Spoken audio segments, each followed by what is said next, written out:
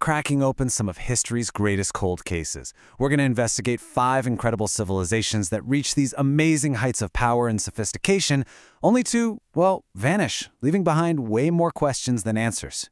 So, grab your detective hat and let's dive in. Yeah, this quote, it really sets the stage, doesn't it? We're not talking about small, isolated groups here. These were massive societies, with these complex cities and vibrant cultures. The ruins are monuments to just how brilliant they were, but they're also kind of like historical crime scenes. And the central mystery is always the same. Where did everybody go? Okay, so our first case file. It's a fascinating one. We're looking at 2 cultures, right? Separated by thousands of miles, but they were united by the shared genius for building absolutely mind-blowing cities designed to conquer their environments. So let's jump in. We're heading back, way back, over 5,000 years ago, to modern-day Pakistan and northwest India. This is where the Indus Valley civilization popped up, and it was one of the world's very first great urban cultures. And let me tell you, these people, they were all about order and practicality. I mean, the level of urban planning here is just astounding for its time. Seriously, forget about giant pyramids or huge statues of kings. Their cities, like Mohenjo-daro, they were built for the people. We're talking grid-based layouts, super advanced drainage. They even had private bathrooms. Can you believe that? It really points to a society that cared about civic life and public health. But then, around 1900 BCE, it's like the lights just went out. There are no signs of a big war or an invasion, and to top it all off, we still can't read their writing. So we're left with this completely silent mystery. So what gives? If there was no war, what could have happened? Well, the top theories don't point to some big violent showdown. It's more of a slow fade. The clues we have suggest things like catastrophic climate change, maybe a devastating earthquake, or, and this is a big one, the very river that was their lifeblood, the Saraswati, might have just dried up. Okay, from the river plains, let's journey to our next urban marvel. This one bloomed in the middle of the harsh desert in what we now call Jordan. And the Nabateans? Wow. They didn't just build a city. They literally carved their capital, the incredible city of Petra, straight out of these rose-red cliffs. Their ingenuity was just off the charts. I mean, this is one of the driest places on the planet, and they became masters of water engineering. That skill alone gave them total control over these vital trade routes. But their downfall was pretty quick. Once they were absorbed into the Roman Empire, the big global trade routes started to shift, and Petra, which was this bustling hub, just slowly emptied out. It went quiet. So you see, we've got 2 totally different examples of genius here, right? But they were both chasing the same thing, survival. The Indus Valley folks, they brought order to a fertile river plain with their neat, practical grids. The Nabateans, they carved a life for themselves right out of the barren desert. And both of them, man, they left behind cities that, even today, just defy imagination. All right, for our second case file, let's jump over to Mesoamerica. We're talking about the area of modern-day Mexico and Central America. And here, we're going to unravel a mystery that connects 2 incredible civilizations. First, the Olmec, who kind of laid the foundation, and then the Maya, who took that foundation and built an entire empire of knowledge right on top of it. And what's so fascinating when you look at the timeline is how it all plays out. The Olmec, they rise and then they disappear centuries before the great Maya cities face their own mysterious end.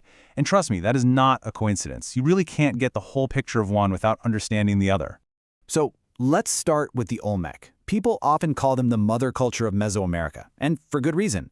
They showed up around 1600 BCE and were the real pioneers, They basically set the stage for all the great civilizations that came after them. And these guys did not think small. I mean, just look at this number, 40 tons. Some of their famous colossal stone heads weighed over 40 tons. Can you just stop and think about that for a second? The logistics, the manpower, the sheer collective will it would take to create and then move something that heavy thousands of years ago, it's just staggering. But it wasn't just about carving these giant heads. The Olmec may have also gifted Mesoamerica its first writing systems and its first calendars. They were true innovators. And yet, by 400 BCE, their great ceremonial centers were mysteriously abandoned. What happened? Was it a changing environment, social conflict? Honestly, the case is still wide open. Okay, so now let's see what the Maya did with that foundation. They inherited and perfected so many Olmec traditions, just elevating them to incredible new heights. They became brilliant astronomers, mathematicians, and of course, master architects.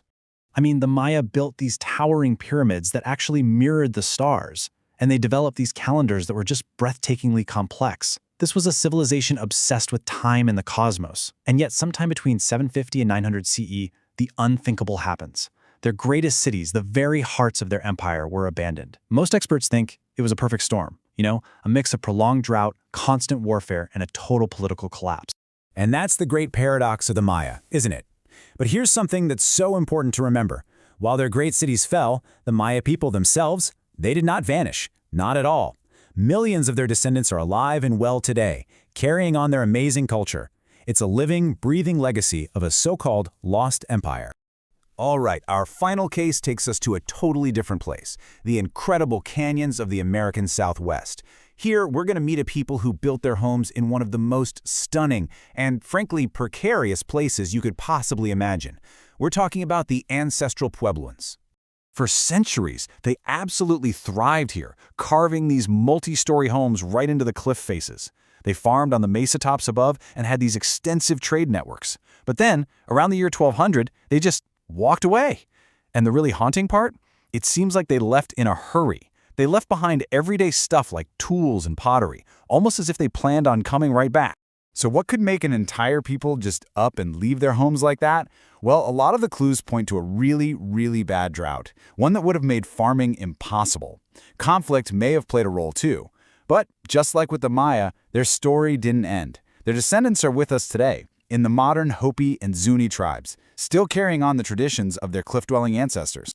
Okay, so after looking at these 5 distinct cases, from the cities of the Indus to the cliffs of Mesa Verde, can we find any common threads? What do all these historical cold cases tell us?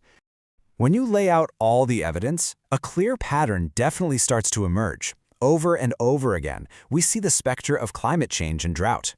Environmental pressures, like a drying river or exhausted soil, were a constant threat. But so were human factors, warfare, collapsing trade routes, and deep social or political changes. It was almost never just one thing, but a combination of these pressures that pushed these societies right to their breaking point. And maybe this is the most important takeaway of all. For most of these cultures, there wasn't one single cataclysmic event. It wasn't an apocalypse. It was more like a gradual fading, a slow decline that saw people walk away from the centers of their world over generations, leaving their magnificent creations to be reclaimed by time. And that really brings us to the final lingering thought. These people were not primitive. They were brilliant engineers, astronomers, and artists who built complex societies that lasted for centuries.